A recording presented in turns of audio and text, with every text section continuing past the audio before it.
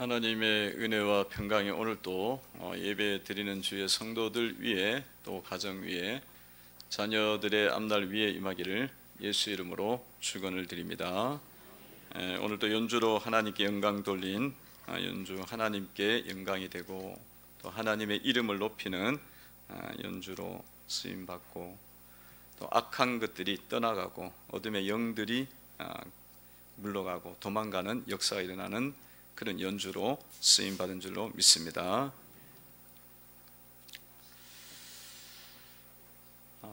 지난주에 제가 말씀드렸던 것처럼 예수님께서 제자들에게 권세를 주셨습니다. 많은 것을 주셨는데 권세와 권위와 사역을 주님께서 주셨어요. 그래서 병 고치는 권세, 또 귀신 들린 자들을 치유하는 그런 쫓아내는 능력, 그런 권세를 주셨어요. 그래서 제자들이 이렇게 나가서 사역을 하고 하나님 나라를 선포하고 사역을 할 때에 어땠습니까? 이제 병든 자들이 치유되고 귀신 들린 것들이 쫓겨나면서 사람들이 막 이렇게 살아나는 역사들이 일어나게 됐습니다. 사람들이 살아났어요. 삶의 문제들이 해결이 됐잖아요. 그러니까 병이 치유가 됐다는 것은 뭐 육신적인 병이 치유돼도 그 집안에는 완전히 살아나는 거잖아요. 이 가장이 치유가 되면 살아나는 거고, 자녀가 치유가 돼도 막 살아나고, 또 귀신 들렸다 그래, 뭐 중독의 문제가 해결됐다.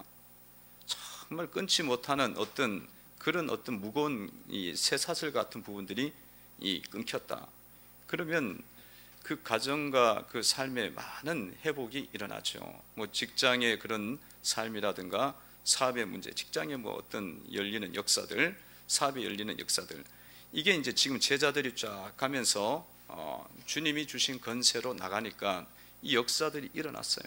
그러니까 이 동네와 마을들에 막 굉장히 큰 기쁨과 즐거움이 이제 회복이 된 겁니다. 자, 이런 일이 일어나고 있을 때에 이 이야기를, 이 소식을, 이것에 대한 이야기를 헤롯이 이제 듣게 되었다, 그렇게 말씀을 하고 있습니다. 7절에 보면 이렇게 나와 있어요. 7절을 한번 봅시다. 읽어봅니다. 시작. 분봉한 헤롯이 이 모든 일을 듣고 심히 당황하니 이는 어떤 사람은 요한이 죽은 자 가운데 다시 살아났다고도 하며. 헤롯이, 분봉왕 헤롯이 이제 궁궐 속에 있었는데, 궁궐에서 이렇게 굳은 궁궐에 있는 사람이잖아요. 왕이니까. 그게 있는데 헤롯도 이 이야기를, 이 소문을 듣게 됐다. 이 이야기를 듣게 됐다는 것입니다. 뭐 헤롯은 사실은 이런 이야기에 대해서 크게 관심이 없어요. 왜냐하면 원체 세상적인 사람이니까 세상을 사랑하고 이 세상의 어떤 권력을 취하는 것에 관심이 지극히 크지, 뭐 권모술수를 써서라도 권세를 누리는 것을 최고의 목표로 하는 사람이니까 이 사람에게는 이런 일들에 대해서는 크게 관심이 없습니다. 그런데도 이 사람은 듣게 됐다는 거예요. 굳은 궁궐에 있고 별로 생각도 없는 사람이다 말이죠. 근데 예수님의 이야기가 들리기 시작한 거예요. 그래서 굉장히 당황을 하게 됐다는 것입니다. 여러분, 세상은요, 교회에 사실 오지 않지만 세상은 우리에 대한 이야기를 듣고 있다는 거예요. 우리의 소문에 대해서, 우리의 삶에 대해서, 우리의 이야기에 대해서 다 듣고 있습니다. 그래서 이제 오늘 또 헤롯도 그렇게 들었다는 거죠. 들었다는 거예요. 주님께서 말씀하시기를 너희는 산 위에 있는 동네니 숨기지 못할 것이다, 그랬습니다. 이 예수를 믿는 사람들은 산 위에 있는 동네, 산 위에 있는 그 마을인데, 그 깜깜한 밤에 산 위에 있는 마을에 불빛이 있다고 생각해 보세요. 그러면 그 부분에 대해서 다 보고 듣는 것이 있다는 거예요. 세상은 계속 그 영향을 보는 거예요. 받는 겁니다. 빛을 비춤을 받게 된다는 것입니다. 그래서 대화를 나눈 적도 없지만, 또 뭐 특별한 연결고리가 없지만 그들이 우리의 이야기를 알고 교회의 이야기를 듣고 있다는 것입니다. 그래서 이런 그것이 이제 비춰지는 거죠. 그러니까 이 영적으로 아는 거예요. 영적으로 우리도 육신이 있지만 영이 있고 또 우리 속에 성령이 있잖아요. 성령의 역사가 있는 사람들이에요. 여러분들은 육신이 있고 성령이 있고, 그 세상 사람들도 육신이 있고 영이 있고 마귀가 있는 사람들이에요. 그래갖고 아는 거야. 서로 영으로 아는 거예요. 말을 안 해도 안다. 그러니까 이것이 헤롯에게도 들려져 갖고 너무 당황스러운 거예요. 놀래고 있는 거죠. 놀래고 있습니다. 시골에서 목회하는 어떤 젊은 목사님 사모님이 있었습니다. 이제 작은 교회에서 이제 목회를 하고 그렇게 예배를 드리고 그러는데, 예배 드릴 때마다 꼭 늦게 오는데 예배 전 10분 전에 오는 사람이 있는 거예요. 예배를 드리면은 예배 전 10분 이후에 오면 몰라도 예배 드리기 전 10분 전, 예배 마치기 10분 전에 오는 거예요. 그럼 11시 예배면 12시가 되면 10분, 12시 10분 전에 끝나 12시 조금 전에 11시 50분에 오는 거야. 그것도 그냥 오는 게 아니고 누굴 달고 오느냐 하면 애들 3명을 달고 오는 거야. 달고 와서는 예배를 드리고는 가는 거예요. 어디로 가느냐 하면 식당으로 가. 식당에 가서 이제 또 딱 서갖고 식판을 들고 밥을 이제 딱 퍼갖고 같이 먹고 가는 거예요. 근데 매번 그러는 거야. 뭐 처음에는 그런 줄 알았더니만 매번 그래요. 그래서 이 사모님이 밥을 이제 시골 깨니까 이제 사모님도 이제 그 반찬을 나눠주고 그랬는 거 보지. 나눠주면서 아무 말도 안 했대요. 별 말을 안 했어. 뭐 이렇다 저렇다 말도 안 하고 반찬을 나눠주고 그냥 보냈어요. 근데 그 시골 동네와 그 옆에 있는 시골 동네에 소문이 난 거야. 어떤 소문이 나냐면 그 교회 젊은 사모님이 아주 못됐다고, 사랑이 없고 못됐다고 소문이 나더라고. 아니 그래갖고 그 친정엄마가 그 옆 동네에 사는데 딸 보고 니는 사모가 돼갖고 왜 그렇게 못되게 소문이 나게 사냐고 그렇게 이야기를 했어요. 근데 뭐 아무리 짚어봐도 뭐 그런 적이 별로 없는 거야. 근데 나중에 강히 생각해 보니까 기도하고 또 이렇게 상담을 받는 가운데 이걸 알게 된 거예요. 알게 됐어요. 그러니까 이렇게 그 예배를 마치고 10분 전에 마치기 10분 전에 이렇게 왔고 이따가 바로 가서 그게 하는 거 예배를 목적으로 온 게 아니라 이 사람이 가난하긴 가난한데 지금 밥을 먹으러 온 거야. 그냥 밥 먹으러 온데 별로 이제 한 번은 그럴 줄 알았더니 계속 그러니까 이 예배 목적이 없구나 그런 마음이 있으니까 사모님이 불편했는가 봐. 마음에 아무 말은 안 했지만 불편한 마음을 품은 거예요. 못마땅한 마음 품은 거야. 뭐 그렇다고 뭐 악독하게 뭐 그런 마음을 품었겠어요. 사모까지 하는 신앙인데, 할 정도 신앙인데. 그런데 그게 다 그렇게 알려지더라는 거예요. 그러니까 여러분 마음과 생각이 사실은 사람들이 아는 거예요. 영적으로 아는 겁니다.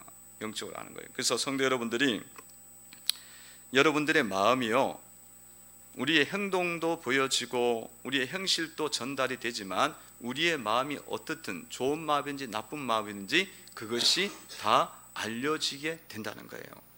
특히나 이 마음의 태도가 너무너무 중요한 거예요. 마음의 태도. 왜냐하면 이것은 사람은 보이지가 않아. 육신으로 봤을 땐 보이지 않기 때문에 우리는 잘 모르는 거예요. 그러나 이 사람 속에는 다 성령이 있어요. 다 또 영이 있어요. 또 세상 사람들은 영이 있고 마귀가 있어요. 그렇기 때문에 영적으로 서로 아는 거라. 그 육신으로 봤을 때는 전혀 문제가 없어. 하자가 없어. 그러니 우리가 신앙생활을 하면서 우리의 마음이 어떠한지를 잘 살피면서 하나님이 주시는 좋은 마음을 품고 깨끗한 마음을 품고 거룩한 마음을 품고 주님을 따라가야 되는 줄로 믿습니다. 내 마음이 어떠한지가 그 사람의 위인됨을 나타낸다 그러잖아요. 잠언서에 나와 있잖아요. 그 사람의 마음이 어떠한가가 그 사람의 위인됨을 나타내요. 그 사람의 됨됨이를 드러내는 거야. 그 사람이 옷을 어떻게 입었느냐, 그 사람이 어떤 말을 하냐, 그것보다 더 중요한 게 그 마음이야. 잠언서에 말씀하시기를 사람의 마음을 지켜라. 생명의 근원이 거기에서 나온다 그러잖아요. 그게 그만큼 중요한 부분이에요. 성도 여러분들은 항상 늘 성령의 마음, 성령이 주시는 마음 뭐예요? 겸손한 마음, 온유한 마음, 존중하는 마음, 높이는 마음, 성령을 따라서 행하시기를 바랍니다. 성령이 주시는 마음을 붙잡아야 돼요. 존중을 하셔요. 그렇게 왔으면 얼마나 귀한 인물이야. 그렇게라도 와갖고 예수님의 말씀을 듣고 예배를 드리다 보면 밥 먹다가 은혜 받을 거 아니에요. 그냥 그렇게까지는 생각을 우리는 못하는 거야. 존중해. 그러나 얼마나 힘들면 또 교회 와서 그렇게 하겠어. 염치 불구하고 오지 않은 거예요. 얼마나 힘들면 그런 존중하는 마음, 높이는 마음, 그냥 원망하고 불평하고 다투는 마음, 마귀가 주는 마음이니까 그 마음을 붙잡으면 이거는 계속적으로 우리의 삶이 피곤해져요. 그래서 성도 여러분들이 좋은 마음을 품어라, 존중하는 마음을 품어라, 성령이 주시는 부분을 붙잡고 가시기를 바랍니다. 그러니까 우리의 마음을 어떤 마음을 품느냐는요, 내가 마음을 잘 먹어야지, 그 잘 먹고 긍정적인 것을 품자는 이 정도 수준이 아니라 성령을 따르느냐 육신을 따르느냐, 성령을 따르느냐 마귀를 따르느냐, 그거예요. 거기까지 들어가는 거예요. 그럼 우리가 예수를 믿으면서 성령을 따라서 행해야 하잖아요. 주님을 따라가야지 세상을 따르고 마귀를 쫓아가면 그게 예수를 믿는 거냐고. 아니죠, 그죠? 그래서 늘 존중하는 마음, 높이는 마음을 놓치지 마시기 바랍니다. 여러분, 남편들 볼 때마다 때로는 막 못마땅한 게 막 올라오잖아요. 한두 가지가 문제가 있어. 다 문제투성이잖아. 어렸을 때 집안에서 AS를 많이 하고 해갖고 보냈어야 되는데, 결혼시켜야 되는데 별로 안 하고 보내갖고 다 AS 투성이야. 그러니까 보면은 뭐 별로 나은 게 없어. 진짜 나은 게 없어. 제가 봐도, 나를 봐도 별로 나은 게 없어요. 사는 게 그렇더라고. 그래도 또 그 중에 한두 개는 나은 게 있어요. 그거 보고 존중하는 마음을 가져야 된다. 아내도 마찬가지예요. 뭐 다 똑같이 뭘 여우가 돼갖고 시집 오잖아. 그런 보면은 남편을 볼 때는 아무리 봐도 이해가 안 되는 거야. 저게 이해가 안 돼. 그래갖고 왜 저럴까? 그러면서 막 의문점을 갖고 바라보는 거지. 다 그런 마음을 자꾸 가지고 있으면은 서로 싸움만 일어나. 성령을 쫓는 게 아니에요. 예수를 믿는 자들은 그렇게 자꾸 갈라지고 나눠지고 이렇게 분리되고 이러는 거는 성령을 쫓는 게 아니에요. 주님을 쫓고 성령을 쫓는 존중하는 마음을 품으시기를 바랍니다. 존중하라. 따라해 보시기 바랍니다. 존중하라. 존중하라. 높여주라. 높여줘야 돼요. 참, 상대방을 볼 때마다 우리는 낮추고 싶거든. 아내도 낮추고 싶고 자식도 낮추고 싶어. 자식도 막 그냥 보면 어때요? 그냥 내가 낳았고 내가 길렀으니까 그냥 막 누르고 싶은 마음이 얼마나 많은지 몰라. 조금만 잘났다 그러면 어디 아빠보다 더 잘난 척하냐고 그러면서 이제 막 누르는 거야. 제가 많이 그러더라고요, 보니까. 그러니까 다 똑같지 뭐. 근데 그게 죄예요. 자식도 하나님 앞에서 하나님의 인격체, 하나님이 세워놓은 피조물이고 작품입니다. 인격체이기 때문에 존중을 해주셔야 돼요. 그러니까 이 모든 것들이 잘 이루어질 때에 가정이 뭐가 된다고요? 평안해집니다. 평안해져요. 그리고 교회는 어떻게 돼요? 교회도 평안해져요. 교회가 이런 마음을 여러분들이 특별하게 밖에 나가 전도를 안 해도 이 마음을 성도들이 다 품고 있어. 서로 겸손하고 서로 높이고, 집사님 너무너무 훌륭해요. 뭐 별로 훌륭한 거 없지만 그 훌륭한 게 있다고 생각하고 이야기하는 거야. 하나님이 불렀으니 얼마나 훌륭해. 성령이 있으니 얼마나 훌륭해. 그렇게 믿고 훌륭합니다 하고 막 온 교우들이 막 다 그런 마음을 품고 가면은 그냥 헤롯이 이 이야기를 들어요. 충격받습니다. 그리고 영혼들이 바라볼 때 기쁨의 교회에 대한 기쁨이 넘치는 교회구나, 은혜가 넘치는 교회구나 생각하고 구원의 역사가 일어나게 되는 줄로 믿습니다. 이름 그대로 기쁨이 넘쳐야지. 교회는 이름은 기쁨이 교회인데 맨날 슬픔이 많아. 그러면 막 이상한 거 아니에요. 말대로 안 되고. 사랑의 교회인데 사랑이 있어야 되는데 사랑이 없어요. 맨날 싸움의 교회야. 이름만 그렇게 해놓고는 싸움만 싸우면 싸움의 교회지. 이름 바꿔야 돼. 그러면 기쁨이 아니고 슬픔의 교회로 바꿔야 돼. 그게 되고 싶습니까 여러분? 슬픔이 넘치는 교회 그러면 되겠어요 그게? 자, 오늘 우리가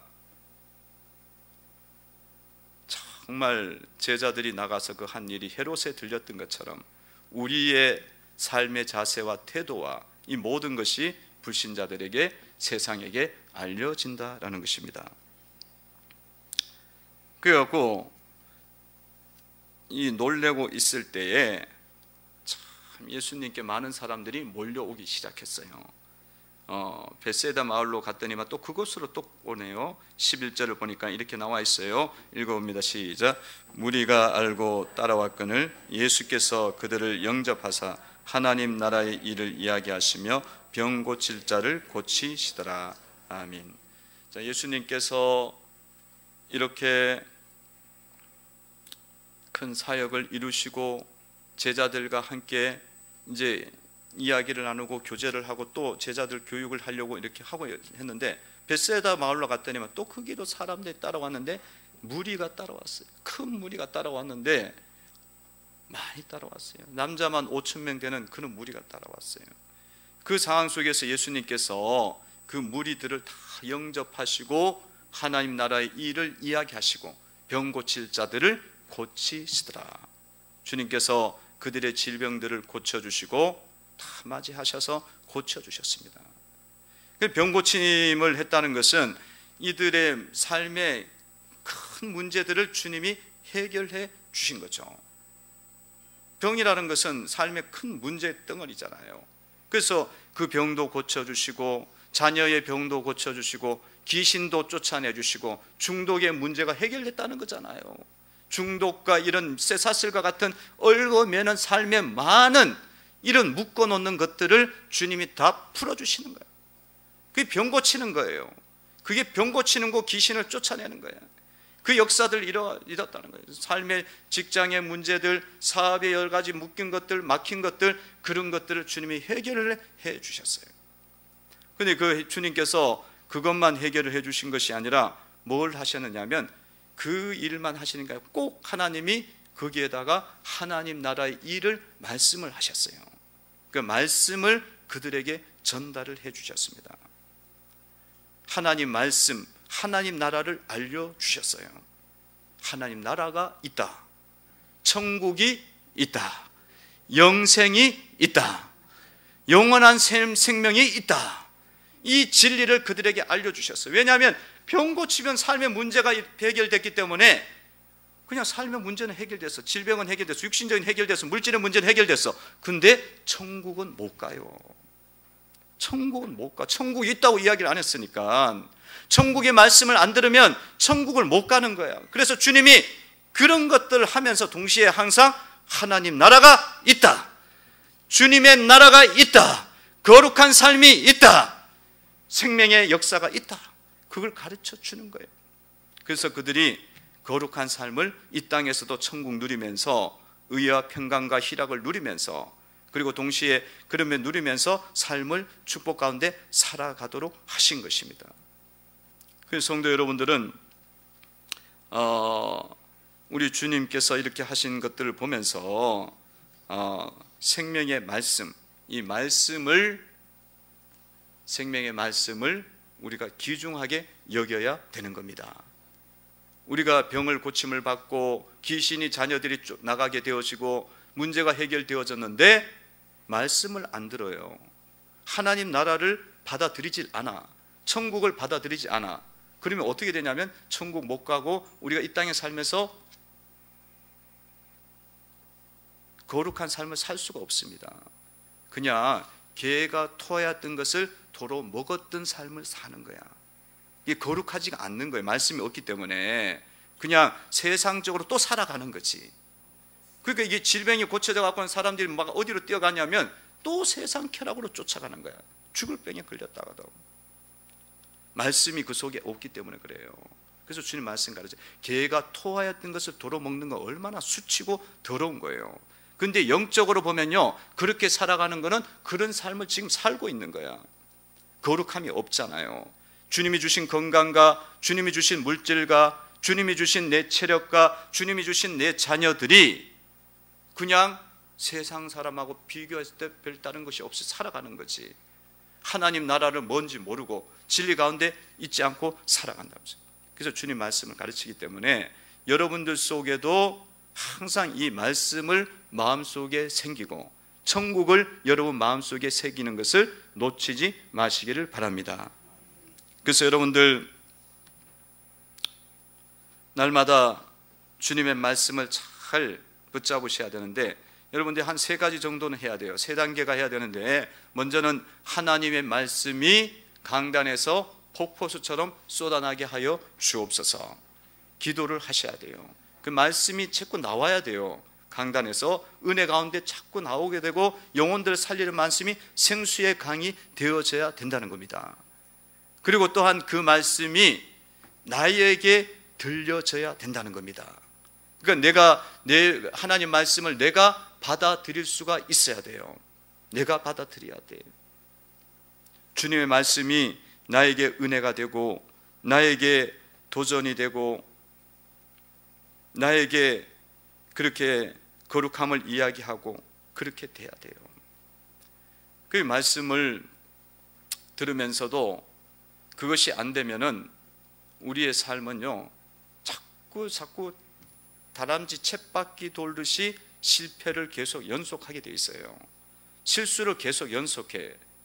왜냐하면 주님은 말씀을 못 듣기 때문에 계속 말씀을 들을 수 있도록 길을 열기 위해서 사건을 우리 삶에 주시는 거예요. 그러면 이게 광야에 있는 이스라엘 백성들이 반복되게 계속 두드려 맞다가 다시 은혜 받고 두드려 맞다가 은혜 받고 그 반복이 된단 말이죠. 그래서 여러분들은 주님의 말씀이 남의 말씀이 되면 안 돼요. 남의 말씀은 나중 문제야. 내가 살아야 되거든. 내 영혼이 살아야 되니까 내에게 주는 말씀으로 그 말씀을 받으셔야 된다는 거예요. 그 말씀을 받고 영혼의 자양분으로 삼고 영혼의 양식으로 삼고 힘있고 권능 있는 성도의 삶을 살아가야 되는 줄로 믿습니다. 주님의 말씀을 듣고 어떤 사람들은 너무 은혜가 된다. 그러니까 제가 이렇게 설교를 해도요, 지금도 그 똑같아요. 지금도 설교를 하면서 쭉 왔는데 어떤 분들은 너무너무 은혜가 돼갖고 그냥 막 너무너무 좋아요. 그분들은 주의 말씀을 내 말씀으로 받은 거예요. 그리고 내 영혼을 변화시키고 내 신앙을 만들어가기 시작한 겁니다. 근데 똑같은 말씀인데 어떤 사람은 별로 은혜가 안 돼. 은혜가 안 되고 그냥 잠만 자꾸 자더라고. 그리고 어떤 때는 막 시험에 든대. 그러나? 그래갖고 헷갈려져도. 그게 왜 그러냐면 남의 거로 자꾸 듣기 때문에 그래요. 그게 안 들리면요, 우리가 한번 생각을 해봐야 돼. 생각을 하고 주님, 내가 주의 말씀을 내가 보게 하시고 듣게 하여 주옵소서. 기도를 하시기를 바랍니다. 그리고 여러분들은 하나님 나라를 이제는 또한 다른 사람에게 이야기할 수가 있어야겠죠. 이야기하셔야 됩니다. 말씀을 듣고 여러분들이 주변에 있는 성도들에게 주님의 말씀을 자꾸 알려주셔야 돼요. 알려주셔야 돼요. 이 하나님의 말씀이 내 가운데 왔고 나에게 체험화가 되어지면서 그 말씀을 내가 받아들이면은 이 거룩의 은혜가 더 깊어지고요. 그리고 삶의 병고침의 역사들, 그러니까 문제가 해결되는 역사들이 자꾸 많이 일어나요. 그러면서 내가 은혜 가운데 이제 거하게 되거든요. 그러면 그 받은 은혜들을 다른 성도들에게 알려주셔야 돼요. 하나님 나라의 일을 말하잖아요. 지금 예수님이 하나님 나라의 일을 말해줘야 되는 거예요. 말해줘갖고 그들이 깨우치도록 그렇게 일깨워 주셔야 된다. 그 부분까지 우리가 할 때에 여러분들이 말씀을 잘 듣고 따르는 성도가 되는 것이고 권능 있는 교회로 세워가는 역사가 일어나는 줄로 믿습니다. 참 성도들이 주님이 내 속에 이룬 일들에 대해서 이야기하는 것도 잘 못하더라고요. 하셔야 돼요. 내 속에 이루어진 하나님 나라의 역사들이 있거든요. 주님의 통치로 일어난 거룩함의 역사들, 기적의 역사들이 있어요. 그것들 간증인데 해야 돼요. 지금도 뭐 우리 교회 속에 이 병이 고쳐지고 병원 안 가고 고쳐지고 그냥 너무 아픈데도 하니까 고쳐지고 이런 역사들이 계속 있어 왔어요. 물질의 문제들도 있어 왔어요. 근데 그것에 대해서 이것을 잘 나눌지를 못해요. 근데 해야 된다. 주님이 우리에게 말씀하기를 복음을 전하라고 이야기했거든요. 근데 그 복음은요, 밖에 나가서 전하는 것도 있지만 성도들에게도 그것을 알려야 되는 거예요. 왜냐하면 그 부분이 안 열리거든. 듣고 자꾸 먼저 경험한 사람들이 알려줄 때에 그 영적인 부분이기 때문에 열리게 돼 있어요. 깨닫게 되는 겁니다. 그리고 또한 성도들이 세상 길로 갈 때에 그 길을 가는 것에 대해서 말해줄 수 있어야 되고요. 어떤 분이 너무 일을 잘하고 믿음으로 그렇게 살아간다고 자기가 자부를 했대요. 자부를 했는데 그래갖고 뭐 잘 이렇게 세상 속에서도 많은 사람 관계 속에서 일할 때 너무 깔끔하게 잘하고 그러는데 자기에게 부족한 게 있다면 사람들과 관계를 그렇게 잘 맺질 못했어요. 그냥 자기만 잘하면 된다 이런 생각을 많이 갖고 있었죠. 근데 어느 날 이제 사업이 잘 되다가 딱 사업이 막혔어요. 막히고 그런데 뭐 직장 생활도 그 사업도 너무 잘 열심히 했고 교회도 기도하고 말씀 보고 자기 잘했는데 왜 이런 일이 일어난지 자기는 모르겠다는 거예요. 그렇죠. 우리가 모든 일에 대해서 모든 걸 다 설명할 수는 없고 하나님 뜻 가운데 있는 걸 우리가 다 깨달을 수는 없잖아요. 근데 그 옆에 있던 성도가 그런 이야기를 해주더래요. 어떤 이야기는 자기는 신앙이 좋다고 생각했다는 거예요. 근데 그 이야기는 이 옆에서 봐왔기 때문에 너무 잘 알겠죠. 신앙이 좋다는 것은 그냥 자기 일에 물론 충실하는 것도 맞고 혼자서 일하는 것도 맞다. 그렇지만은 다른 사람들이 당신을 볼 때에 불편하지가 않아야 된다. 불편하지 않아야 된다. 그 불편하게 하는 건 사실은 신앙이 좋은 게 아니에요. 간용이 없는 거거든요. 그거를 듣게 된 거예요. 근데 이 말을 하기가 얼마나 사실은 힘들어. 이런 말들을 하는 게 쉽지가 않아요. 그 깨달음이 없으면 그 성도도 이야기할 수가 없어. 하나님 나라의 일들을 우리가 내가 받은 은혜들을 갖고 있어요. 근데 그것들을 나도 받아서 은혜를 받고 성도들 사이에서도 그 이야기들이 진리가 전해져야 된다는 거예요. 그리고 그걸 받을 수 있는 그릇들로 토양들로 만들어져야 된다는 겁니다. 그래서 예수님께서 하나님 나라를 말씀하셨어요. 병 고칠 자를 고치면서 하나님 나라를 이야기했어요. 반드시 따라옵니다. 11절을 보셔야 다시 한번 읽어봅니다. 시작. 우리가 알고 따라왔거늘 예수께서 그들을 영접하사 하나님 나라의 일을 이야기하시며 병 고칠 자를 고치시더라. 아멘. 말씀이 반드시 따라가는 거예요. 근데 이제 이렇게 말씀을 전하고 고치는 가운데 문제가 생겼습니다. 어떤 문제가 생겼냐면 지금 여기 온 숫자가 남자만 5,000명입니다. 그러면 총 얼마나 되겠습니까? 한 2만 명 정도 되는 겁니다. 왜냐하면 남자가 5,000명이에요. 그러면 여자는 몇 명 왔을까요? 예? 여자는 몇 배나 더 왔겠죠. 그죠? 남자 5,000명, 여자 5,000명 이렇게 안 옵니다. 지금 우리 예배당에도 보면 여자하고 남자 비율이 어때요? 3분의 1 정도 되잖아요. 그죠? 혹은 4분의 1, 5분의 1 되니까 몇 배나 와요. 그러니까 2만 명 이상이 모인가. 애들까지 왔으니까 애들까지. 이런 집회가 있으면 여자들이 더 먼저 온다니까. 설거지하고 빨리 온다니까. 그러니까 뭐 2만 명 되는데 예수님께서 말씀하시기를 아니 갑자기 말씀을 뭐라고 이야기하냐면 먹을 것을 주라네. 이 사람들한테 얼마나 제자들이 당황했겠어요. 13절에 보니까 이렇게 말씀이 나와 있죠. 읽어봅니다. 읽습니다. 시작. 예수께서 이르시되 너희가 먹을 것을 주라 하시니 여짜오되 우리에게 떡 5개와 물고기 2마리밖에 없으니 이 모든 사람을 위하여 먹을 것을 사지 아니하고서는 갈 수도 없사옵나이다 하니. 아멘. 아니, 예수님 말씀이 이렇게 많은 사람이 왔는데 먹을 것을 주래요.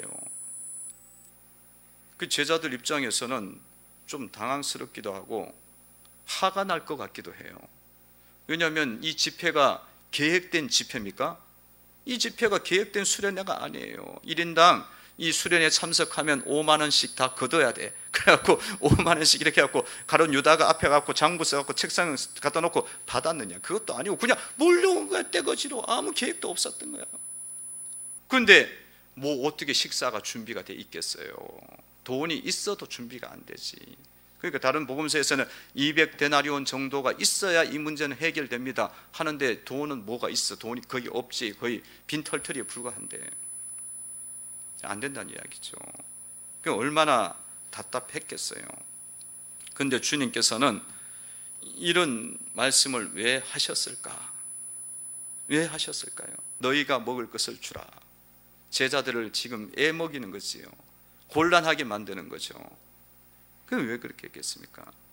여러분, 이것은 얼마나 힘든 그런 부분인데 왜 이렇게 했겠어요? 여러분 삶 속에서도 이런 일을 당하면 하기가 쉽지 않잖아요. 왜 그렇게 했겠어요? 그것은 예수님께서 이것을 통해서 주님께서 오병이어의 기적, 축사의 역사를, 축복의 역사를 주님이 주시겠다는 거예요. 이해가 되지 않는 일들을 시킬 때는 주님이 우리의 삶에 뭘 예비하셨냐면 축복의 때를 준비하신 거예요. 할렐루야. 축사의 시간이 온 거야. 하나님이 축복하겠다는 거야. 예수님은 전능하신 분이잖아요. 그 전능하신 분이니까 주님이 딱 축복할 때는 역사가 나타나는 거예요. 축복의 시간은. 주님은 심판의 때가 있어요. 징계의 때가 있어요. 그리고 축복의 때가 있어. 축복의 때라는 거예요. 축복의 때. 여러분 삶 속에서 이런 일들이 일어날 때 너희가 먹을 것을 주라. 그러면 속이 막 불같이 일어나지. 불같이 일어나. 여러분 삶에서 이런 어려운 순간이 올 때에 깨어 있어갖고 제자들은 이게 빨리 못 받아들였어요. 그래갖고 막 헷갈린 거야. 우리는 복음이 있고 말씀을 듣고 예수의 행적이 있으니까 그것을 축사의 시간으로, 축복의 때로 받을 수 있는 믿음이 되시기를 바랍니다. 축복의 때로 받으셔요. 여러분들이 삶 속에서 너무 삶이 빠듯해. 근데 갑자기 또 11조를 드리래. 그러면 막 짜증나지. 아니 뭐 보는 게 있어요. 뭐 먹고 살 것도 없다. 그럼 뭐 우리는 마음속에 뭐가 나와요? 화가 나지. 화가 나. 이거 지금 전기세, 먼세, 애들 뭐 학원비 다 있는데 어떻게 내냐고. 제자들처럼 그런 거예요.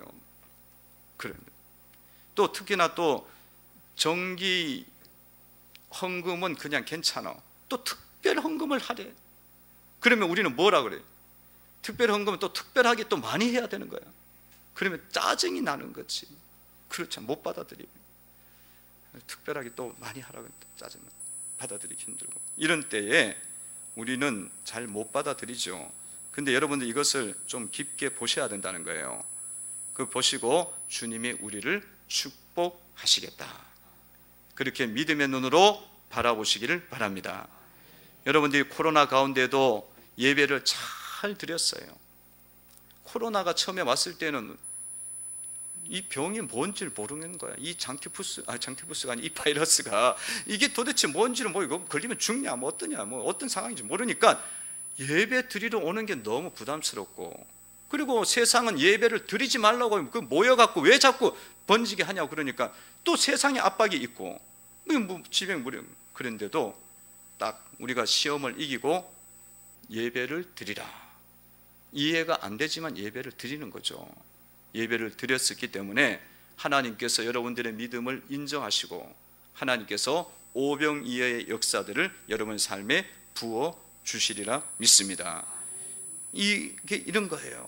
이런 상황이 이해가 안 될 때에, 받아들이기 힘들 때, 여러분 또 남들 다 포기하고 너무나 하기 힘든 헌신들이 있어요. 그거를 하면 내가 너무 힘들겠다, 할 수가 없는 헌신들이 있어. 혹은 너무 싫어하는 헌신들이 있어. 하기 싫은 헌신들이 있어.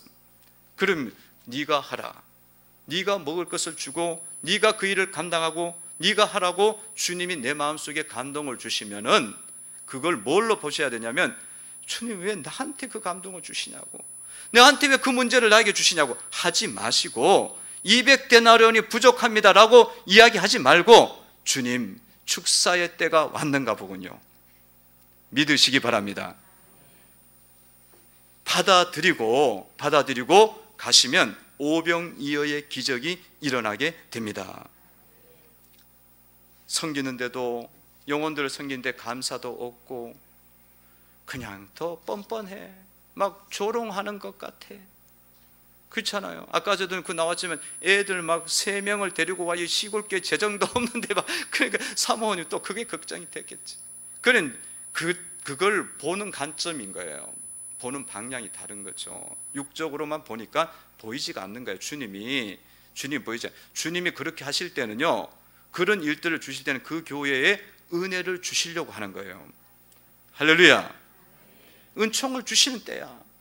그러니까 그런 할 수가 없고 막 그렇게 헌신을 하는데도 이 영혼들이 오히려 더 뺀질뺀질하고 조롱하고, 퍼부었는데도 막 밑 빠진 독이야, 그런 느낌이 들 때가 있어요. 그러면 여러분들이 그 생각을 하죠. 주님이 나에게 그것을 감동을 줬고 나에게 말씀하신 거면 오병이어의 기적을 나에게 반드시 주신다, 믿고 나가시기를 바랍니다. 그 은혜가 나타나게 되고요, 하나님께 영광 돌리는 역사가 있습니다. 17절 보세요. 읽어봅니다. 시작.